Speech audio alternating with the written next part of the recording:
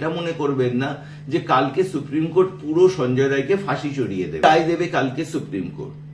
এই নিয়ে কিন্তু সবার মাথায় চিন্তার ভাঁজ, এবং নতুন নতুন আমরা খবর দেখে যে নতুন নতুন তথ্যগুলো জানতে পারছি যে সিবিআই হয়তো এটা নিয়ে বলতে পারে, সিবিআই হয়তো ওটা নিয়ে বলতে পারে। সবার প্রথমে আপনাদের সবাইকে আমি একটু ডিসক্লেমার দিতে চাই, সিবিআই কিন্তু কালকে কোনো ভার্ডিক্ট পুরো শোনাবে না, কারণ এটা কিন্তু এই গোটা কেসটা ক্লোজ করার ফাইনাল ভার্ডিক্টের সময় নয়। এটা হচ্ছে যে আগের দিন যে খামবন্ধ রিপোর্ট ছিল এবং এর মাঝখানেও যদি কোনো রিপোর্ট সিবিআই পেশ করে থাকে, সেইভাবে তদন্তের গতি প্রকৃতি কিভাবে হচ্ছে না হচ্ছে সেগুলো সব সম্বন্ধে কিন্তু রিপোর্টগুলো পড়ে সেগুলোকে অ্যানালিসিস করে কপিল সিব্বল এবং অশোক মিত্তল যারা রয়েছে তাদের সামনে কিন্তু ডিওয়াই চন্দ্রচূড়ের এই বেঞ্চ উপস্থাপনা করবে। এবার চলে আসি কি কি পয়েন্টে হতে পারে। দেখুন, মেন হাইলাইটেড এবং মেন কি ফ্যাক্টর হবে কিন্তু সন্দীপ ঘোষ। সন্দীপ ঘোষের আর্থিক দুর্নীতির জন্য একের পর এক জিনিস চোখের সামনে আসছে, সেইভাবে সবচেয়ে বেশি ভৎসনার মুখে তিনিই পড়বেন। এবং আমরা সবাই জানি যে কলকাতা মেডিকেল কাউন্সিল বা West Bengal medical council already তার রেজিস্ট্রেশন বাতিলের পথে নিয়েছে, এবং হয়তো সুপ্রিম কোর্ট এই কথা বলতে পারে যে এটা তো উনি একা করতে পারেন না, সাথে একটা চক্র জড়িত আছে, সেই চক্রগুলোর সবাইকে ধরা হোক এবং এই পুরো নেক্সাসটাকে কাট করা হোক। কারণ ডাক্তার হয়ে সমাজের কলঙ্কেও করে এরকম এত বড় যে নেক্সাস চালানো হচ্ছে সেটার প্রতি কিন্তু সুপ্রিম কোর্টের দৃষ্টি প্রথম থেকেই ছিল, আছে এবং থাকবে। দ্বিতীয় পয়েন্ট এটা হতে পারে যে ট্যাম্পার এভিডেন্স, মানে এভিডেন্স ট্যাম্পারিং এর যে কেসটা হচ্ছিল সেটা সুপ্রিম কোর্ট এর আগেও বলেছে, সেই নিয়ে কিন্তু রাজ্য পুলিশকে অনেক ধরনের অনেক কিছু ইনস্ট্রাকশন দিতে পারে এবং রাজ্য পুলিশকে আরেকবার ভৎসনার মুখে কিন্তু ফেলতে পারে সুপ্রিম কোর্ট। কারণ প্রথম দিন থেকে যেভাবে পুলিশের ভূমিকা ছিল এবং সেইভাবে ঘটনা ধামাচাপা দেওয়ার চেষ্টা করেছিল, সেখানে কিন্তু একটা বিগ কনস্পারেন্সি থিওরি কিন্তু উঠে আসছে। তৃতীয় হচ্ছে যেহেতু আমরা কয়েকদিন আগে যে নির্যাতিতা ছিলেন তার মা বাবার একটি প্রেস কনফারেন্স তারা যখন করেন, সেটার যখন আমরা বক্তব্য শুনে সবাই যখন অবাক হয়ে যাই, এবং সেই জন্য নির্যাতিতার মা বাবার সাথে কথা বলার জন্য কিন্তু সুপ্রিম কোর্ট আগ্রহ প্রকাশ করতে পারে। কারণ সুপ্রিম কোর্ট যেটা ভিডিও পাচ্ছে সেটার বেসিসে কিন্তু কোনো ধরনের কোনো রায় কিন্তু দেবে না। এর আগের বারও কপিল সিব্বলকে এটা নিয়ে কিন্তু যথেষ্টভাবে সুপ্রিম কোর্ট অনেক কিছু শুনিয়েছে যে আপনি কেন এগুলো নিয়ে কথা বলছেন।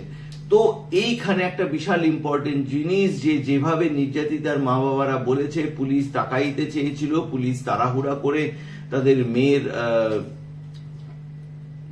মেয়ের বডি দাহ করে দিয়েছিল, এবং নাম্বারে পিছনের দিকে থাকলে পরেও হঠাৎ করে, মানে তাদের আগে 4 জনের লাইন ছিল, কিন্তু তারা দেখে যে হঠাৎ করে ফার্স্টে চলে এসে হয়ে যায়, এবং শেষকৃতের জন্য যে টাকা পয়সা চায় সেই টাকা পয়সাও কিন্তু চাওয়াই হয়নি, কে দিল? তো অনেক কিছু কোশ্চিন কিন্তু মেয়ের মা বাবা উঠিয়ে দিয়েছে। তো হঠাৎ করে এত কি জলদি ছিল, এই ঘটনার জন্য কিন্তু সুপ্রিম কোর্ট দায়ী করতে পারে রাজ্য পুলিশকে, এবং রাজ্য পুলিশের যারা যারা জড়িত আছে এই ঘটনাতে, আপনারা কেন এইরকম একটা ঘটনার সাথে জড়িত ছিলেন সেই বিষয়ে কিন্তু চরম ভৎসনা করতে পারে। এবার চলে আসি যে যেটা নিয়ে সবাই বলছে যে উই ওয়ান্ট জাস্টিস, অ্যাকচুয়ালি সেই জায়গাতে সুপ্রিম কোর্ট আসবে যে আলটিমেটলি সঞ্জয় রায় কি একা, না বাকি আরো 4 জনের নাম যারা উঠে আসছে, তাদের যে ফিঙ্গারপ্রিন্টের কথা উঠে আসছে, সেই ফিঙ্গারপ্রিন্ট আদেও কতটা ভ্যালিড হলো। পলিগ্রাফ হওয়ার পরে পলিগ্রাফে যে তথ্যগুলো দিয়েছে সেই তথ্যকে বেস করে সুপ্রিম কোর্ট দেখতে চাইবে যে সিবিআই কোনো এভিডেন্স জোটাতে পারলো কিনা। সেইখানে সিবিআই দেখুন এখনো পর্যন্ত হয়তো কোনো এভিডেন্স জোটাতে পারেনি বলেই আর কিন্তু তারপরে ধরপাকড়ের মাত্রা কিন্তু একদমই কম। এবার সেই জায়গাতে কিন্তু একটা ব্যাপার রয়েছে যে তাহলে পরে সঞ্জয় রায় যদি একাই করে থাকে তাহলে মানুষের এত বিক্ষোভের কি হবে। কিন্তু এটাও অনেকে বলছে যে দেখুন এইভাবে ভেবে লাভ নেই, জিনিসটাকে আপনি এইভাবেও ভাবতে পারেন যে যেটার জন্য এই ডাক্তার মেধাবী মেয়েটি নিজের প্রাণ দিল, সেই কারণটা যদি নিষ্পত্তি হয় তাহলে সেখানেও কিন্তু মানুষ বিচার পাবে। বিচার মানে যে খালি রেপের বিচার তা তো নয়। বিচার মানে হচ্ছে অনেক ভাবে জিনিসটাকে এবং কেন হয়েছে সেটাকে যদি আইডেন্টিফাই করা যায়। চতুর্থ পয়েন্ট হচ্ছে সুপ্রিম কোর্ট যে পয়েন্টটাতে আসবে, ডাক্তারদের কাজে যোগ দেওয়ার জন্য কিন্তু তিনি আবার রিকোয়েস্ট করবেন। সেই জায়গাটা কিন্তু একটা ভ্যালিড পয়েন্ট থাকবে। বারবারই সুপ্রিম কোর্ট প্রতিবারের শুনানিতেই সেই রিকোয়েস্ট কিন্তু করেই আসছেন।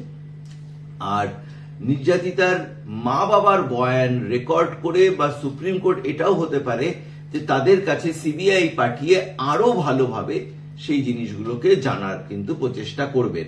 তো আপাতত কালকের যে রায় বেরোবে সেই রায়ে এমন কিছু উথাল পাথাল কিছু কিন্তু হওয়ার চান্সেস নেই, কারণ এর আগের দিন রিপোর্ট পেশ হয়েছে এবং কালকে শুনানি হবে এই রায়ের সেকেন্ড। যদি আমি ধরি যে প্রথমবার একবার হয়ে গেছে, সেকেন্ড, কিন্তু আপনি এটা মনে করবেন না যে কালকে সুপ্রিম কোর্ট পুরো সঞ্জয় রায়কে ফাঁসি চড়িয়ে দেবে বা এর সাথে জড়িত যারা সবাইকে ধরে নেবে, কারণ এটা সিবিআই এর কাজ এবং সিবিআই এর কাছে সুপ্রিম কোর্ট এই রিপোর্টের পুরো রায় চাইবে এবং কালকে আর কি ভাবে পুরো জিনিসটাকে হচ্ছে সেটার জায়গায় কিন্তু সবার নজর থাকবে এবং খালি বাংলার নয় গোটা বিশ্বের নজর রয়েছে। আপনাদের সবাইকে স্বাগত বাংলায় বিশ্ব চ্যানেলে। ভিডিওটি ভালো লাগলে সবার মধ্যে কিন্তু শেয়ার করে দেবেন। ভালো থাকবেন, সুস্থ থাকবেন, জয় হিন্দ। বা এর সাথে জড়িত যারা সবাইকে ধরে নেবে, কারণ এটা সিবিআই এর কাজ এবং সিবিআই এর কাছে সুপ্রিম কোর্ট এই রিপোর্টের পুরো রায় চাইবে এবং কালকে আর কি ভাবে পুরো জিনিসটাকে হচ্ছে সেটার জায়গায় কিন্তু সবার নজর থাকবে এবং খালি বাংলার নয় গোটা বিশ্বের নজর রয়েছে। আপনাদের সবাইকে স্বাগত বাংলায় বিশ্ব চ্যানেলে। ভিডিওটি ভালো লাগলে সবার মধ্যে কিন্তু শেয়ার করে দেবেন। ভালো থাকবেন, সুস্থ থাকবেন, জয় হিন্দ।